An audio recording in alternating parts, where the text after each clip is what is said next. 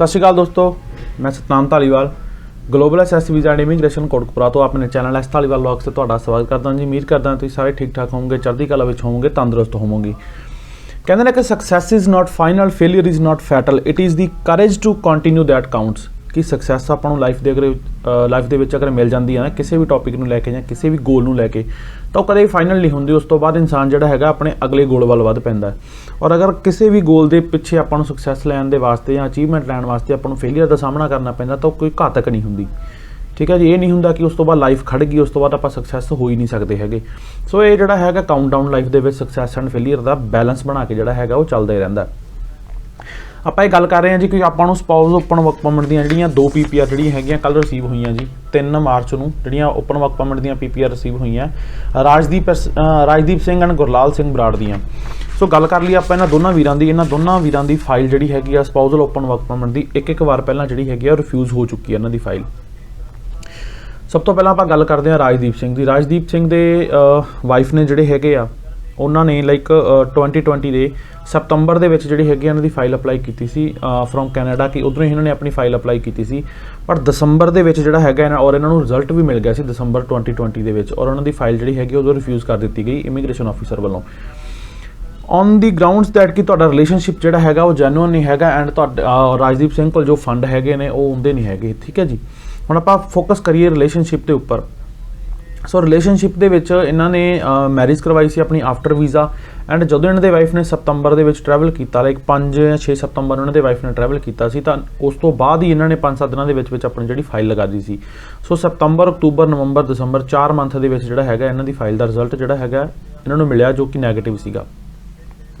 ਸੋ ਜਨਵਰੀ 21 ਦੇ ਵਿੱਚ ਆਪਾਂ ਦੀ ਫਾਈਲ ਫਿਰ ਦੁਬਾਰਾ ਲੌਂਚ ਕੀਤੀ ਗਈ ਸਾਰੀਆਂ ਚੀਜ਼ਾਂ ਨੂੰ ਦੇਖ ਕੇ, ਹੈ ਨਾ, ਕਿਉਂਕਿ ਉਹ ਪਤਾ ਲੱਗ ਹੀ ਰਿਹਾ ਸੀ ਕਿ ਕੈਪਸ ਨੋਟ ਦੇ ਵਿੱਚ ਤਾਂ ਆਪਾਂ ਕੋਈ ਗੱਲ ਦੇਖ ਹੀ ਨਹੀਂ ਸਕਦੇ ਕੈਪਸ ਨੋਟ ਅਪਲਾਈ ਕਰਨ ਦਾ, ਉਸ ਸਮੇਂ ਨਾਲ ਟਾਈਮ ਹੀ ਹੈ ਨਹੀਂ ਸੀਗਾ। ਸੋ ਉਹਨਾਂ ਦੀ ਪੁਰਾਣੀ ਫਾਈਲ ਨੂੰ ਦੇਖਿਆ, ਸਾਰਾ ਕੁਝ ਦੇਖ ਕੇ ਇਹਨਾਂ ਦੀ ਫਾਈਲ ਨੂੰ ਪ੍ਰੋਪਰ ਉਸ ਤਰੀਕੇ ਨਾਲ ਤਿਆਰ ਕਰਕੇ ਜਿਹੜੀ ਸੀਗੀ ਉਹ ਅਪਲੋਡ ਕਰ ਦਿੱਤੀ ਗਈ। ਫੰਡਿੰਗ ਦੇ ਵਿੱਚ ਗੱਲ ਕਰ ਲਈਏ ਤਾਂ ਇਹਨਾਂ ਦਾ ਬਿਜ਼ਨਸ ਜਿਹੜਾ ਹੈਗਾ ਉਹ ਐਗਰੀਕਲਚਰ ਐਂਡ ਡੇਅਰੀ ਫਾਰਮਿੰਗ ਦਾ ਸੀਗਾ। ਸੋ ਇਹਨਾਂ ਦੇ ਕੋਲ ਪ੍ਰੋਪਰ ਜਿਹੜੇ ਹੈਗੇ ਇਹਨਾਂ ਦੇ ਜੇ ਫਾਰਮ ਸੀਗੇ। ਠੀਕ ਹੈ ਜੀ, ਐਗਰੀਕਲਚਰ ਲੈਂਡ ਇਹਨਾਂ ਦੇ ਫਾਦਰ ਦੇ ਨਾਮ ਤੇ ਸੀ। ਸੋ ਸਾਰੇ ਸਪੋਰਟਿੰਗ ਡਾਕੂਮੈਂਟ ਉਸ ਤਰੀਕੇ ਨਾਲ ਲਗਾ ਕੇ, ਬਟ ਫਾਦਰ ਦੀ ਸਪੋਰਟ ਜਿਹੜੀ ਹੈਗੀ ਆ ਉਹ ਕਿਸੇ ਵੀ ਤਰੀਕੇ ਨਾਲ ਨਹੀਂ ਲਗਾਈ, ਕਹਿੰਦਾ ਆਪਾਂ ਸਪੋਰਟ ਐਫੀਡੇਵਿਟ ਫਾਈਲ ਦੇ ਵਿੱਚ ਨਹੀਂ ਲਗਾਇਆ ਗਿਆ।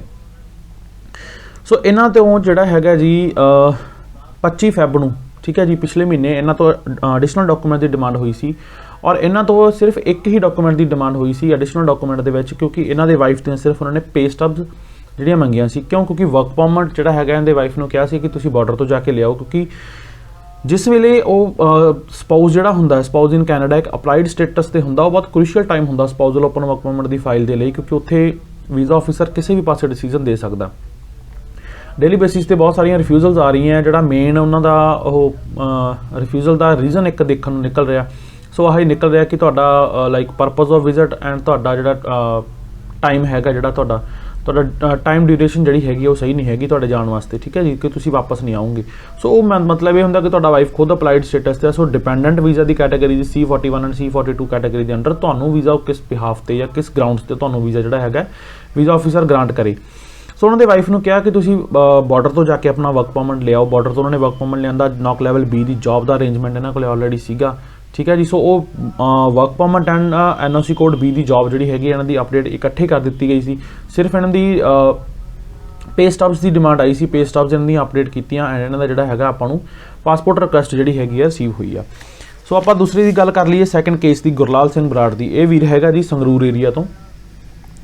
ਇਹਨਾਂ ਦੀ ਫਾਈਲ ਜਿਹੜੀ ਹੈਗੀ ਆ already spouse open work permit ਦੀ ਫਾਈਲ ਜਿਹੜੀ ਹੈਗੀ ਇਹਨਾਂ ਦੀ 2 ਵਾਰ ਰਿਫਿਊਜ਼ ਸੀਗੀ। ਠੀਕ ਹੈ ਜੀ, ਦੋਨੇ ਵਾਰ ਇਹਨਾਂ ਦੀ ਫਾਈਲ ਜਿਹੜੀ ਹੈਗੀ ਆ ਸਟੱਡੀ 'ਤੇ ਰਿਫਿਊਜ਼ ਹੋਈ ਸੀ। ਦੋਨੇ ਵਾਰ ਇਹਨਾਂ ਨੂੰ ਇਹੀ ਰੀਜ਼ਨ ਦਿੱਤਾ ਗਿਆ ਸੀ ਕਿ ਤੁਹਾਡੇ ਫੰਡਸ ਦਾ, ਕਈ ਫੰਡਿੰਗ ਦਾ, ਕਿ ਦੈਟ ਮੀਨਸ ਤੁਹਾਡੇ ਫੰਡ ਜਿਹੜੇ ਹੈਗੇ ਜੈਨੂਅਨ ਨਹੀਂ। ਉਹਦਾ ਮੀਨਿੰਗ ਕੀ ਹੁੰਦਾ ਅਗਰ ਆਪਾਂ ਡੀਪਲੀ ਉਸ ਚੀਜ਼ ਦੇ ਵਿੱਚ ਜਾ ਕੇ ਦੇਖਦੇ ਹਾਂ ਕਿ ਦੈਟ ਮੀਨਸ ਕਿ ਤੁਸੀਂ ਆਪਣੇ ਹੋਮ ਕੰਟਰੀ ਦੇ ਵਿੱਚ ਤੁਸੀਂ ਇੰਨੇ ਕੁ ਲਾਈਕ ਸਟੇਬਲ ਨਹੀਂ ਹੈਗੇ, ਇੰਪਲੋਇਡ ਨਹੀਂ ਹੈਗੇ ਜਾਂ ਸਟੇਬਲ ਨਹੀਂ ਹੈਗੇ ਕਿ ਤੁਸੀਂ ਵਾਪਸ ਆਓਗੇ। ਠੀਕ ਹੈ ਜੀ, ਸੋ ਉਸ ਤੋਂ ਬਾਅਦ ਇਹਨਾਂ ਦੇ ਵਾਈਫ ਨੇ ਆਪਣਾ ਵਰਕ ਪਰਮਿਟ ਅਪਲਾਈ ਕੀਤਾ, ਪ੍ਰੋਪਰ ਆਨਲਾਈਨ ਪ੍ਰੋਸੈਸ ਨਾਲ ਇਹਨਾਂ ਨੇ ਆਪਣਾ ਵਰਕ ਪਰਮਿਟ ਅਪਲਾਈ ਕੀਤਾ। So while on work permit status like on worker status ਇਹਨਾਂ ਦੀ ਫਾਈਲ ਜਿਹੜੀ ਹੈਗੀ ਆਪਾਂ ਲੌਂਚ ਕੀਤੀ ਸੀ 7 ਮਾਰਚ 2021 ਨੂੰ ਇਹਨਾਂ ਦੀ ਫਾਈਲ ਲੌਂਚ ਕੀਤੀ ਸੀ। ਸੋ ਕਹਿੰਦਾ ਆਪਾਂ ਪੂਰੇ ਅਪਰੋਕਸੀਮੇਟਲੀ ਪੂਰੇ 1 ਸਾਲ ਬਾਅਦ ਜਿਹੜਾ ਹੈਗਾ ਇਹਨਾਂ ਦਾ ਰਿਜ਼ਲਟ ਮਿਲਿਆ।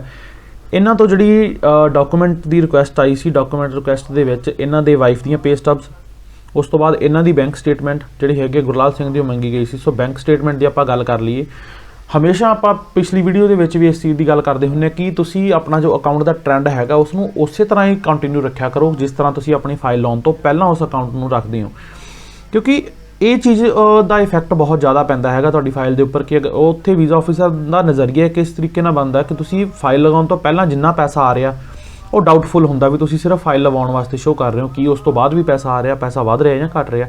ਉਹ ਸਾਰੀਆਂ ਚੀਜ਼ਾਂ ਜਿਹੜੀਆਂ ਹੈਗੀਆਂ ਕਿਤੇ ਨਾ ਕਿਤੇ ਆਪਣੀ ਫਾਈਲ ਨੂੰ ਜਿਹੜਾ ਹੈਗਾ ਉਹਦੇ ਰਿਜ਼ਲਟ ਨੂੰ ਜਿਹੜਾ ਹੈਗਾ ਪ੍ਰੋਪਰ ਇਫੈਕਟ ਜਿਹੜੀਆਂ ਹੈਗੀਆਂ ਕਰਦੀਆਂ ਹੈਗੀਆਂ ਨੇ।